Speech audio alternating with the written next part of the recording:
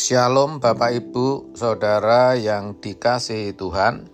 Seri pengajaran hari ini berjudul Menjadi Orang Arif. Pemazmur berkata dalam Mazmur 90 ayat 12, "Ajarlah kami menghitung hari-hari kami sedemikian, hingga kami beroleh hati yang bijaksana." Ayat ini maksudnya pemazmur mengajak kita untuk menyadari bahwa sejatinya manusia itu hidup dalam dimensi waktu, dibatasi oleh waktu. Sekuat dan sehebat apapun seseorang, hari-hari hidupnya akan berakhir juga. Perjalanan hidupnya ada ujungnya. Itu artinya waktu yang Tuhan berikan pada setiap kita itu sangatlah berharga. Setiap hari yang kita lalui, tiap-tiap jam yang ada, setiap menit, bahkan setiap detik, semua itu sangat berharga dan bahkan suatu hari nanti harus kita pertanggungjawabkan di hadapan pengadilan Kristus. Dalam suratnya kepada jemaat di Efesus, Paulus menasihatkan agar kita mempergunakan waktu yang ada. Dikatakan sebab hari-hari ini jahat. Efesus 5 ayat 16. Jahat maksudnya cenderung menggiring kita kepada kebinasaan, berpotensi untuk menjauhkan kita dari Tuhan. Banyak kemudahan dan kemajuan teknologi, kalau tidak kita cermati dengan baik, bukan tidak mungkin justru menjadikan kita menjauh dari Tuhan. Tidak hanya itu, tetapi juga berpotensi untuk membuat hidup kita menderita.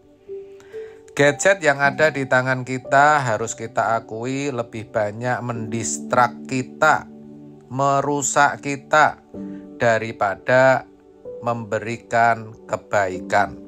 Bagaimana pinjaman online, shopping online yang begitu menggoda, IG, WA yang tanpa kita sadari menyita banyak waktu kita.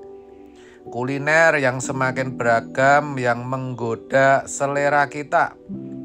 Belum lagi komunitas-komunitas yang semakin marak seperti kelompok sosialita, arisan alumni, hobi yang sering membuat kita meninggalkan ibadah, dan masih banyak lagi.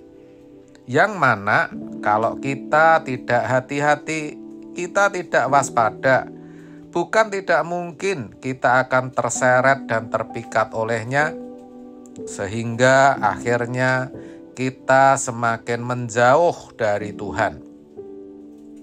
Itulah sebabnya sang pemazmur memohon agar diajarkan untuk menghitung hari-hari supaya bisa beroleh hati yang bijaksana, supaya bisa menjadi orang bijak, orang arif.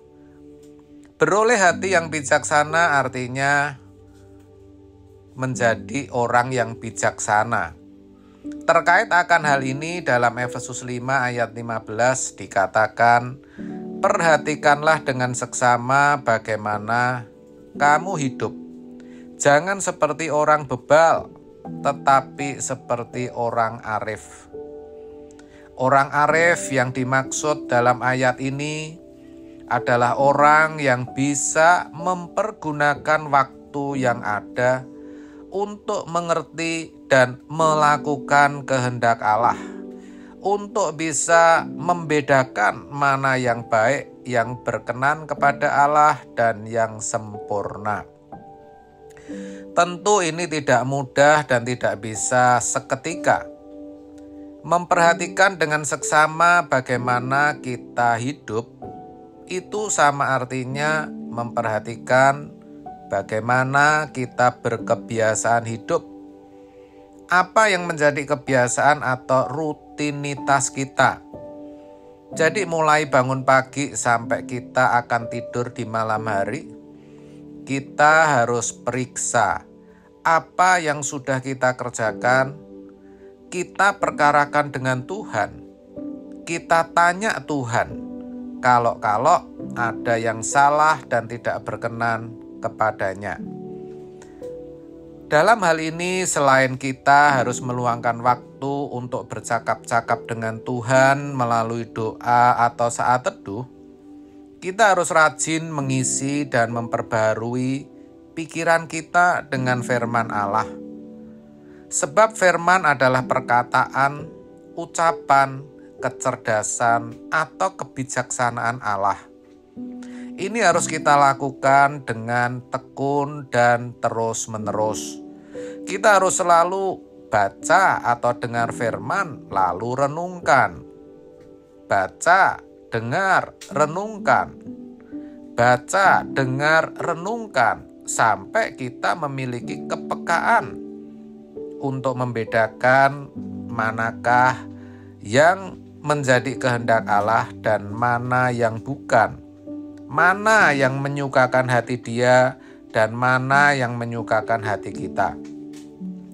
Jadi memang harus diakui, untuk menjadi orang bijak, untuk menjadi orang arif, itu tidak bisa instan, melainkan merupakan proses yang panjang sepanjang hidup ini, saudara. Tapi memang sebagai orang percaya yang mau menyukakan hati Tuhan, mau berkeadaan berkenan di hadapannya, tidak ada pilihan lain kecuali menjadi orang arif. Sebab banyak orang arif. Tentu dalam hal ini sudah saya uraikan, arif dalam pemandangan Tuhan, yang tadi saya katakan bisa mempergunakan waktu yang ada untuk melakukan kehendak Allah. Kita tidak hanya sanggup menghadapi rumitnya hidup ini, tapi kita juga akan menjadi orang yang suatu saat nanti diterima di kemah abadinya. Amin. Tuhan Yesus memberkati.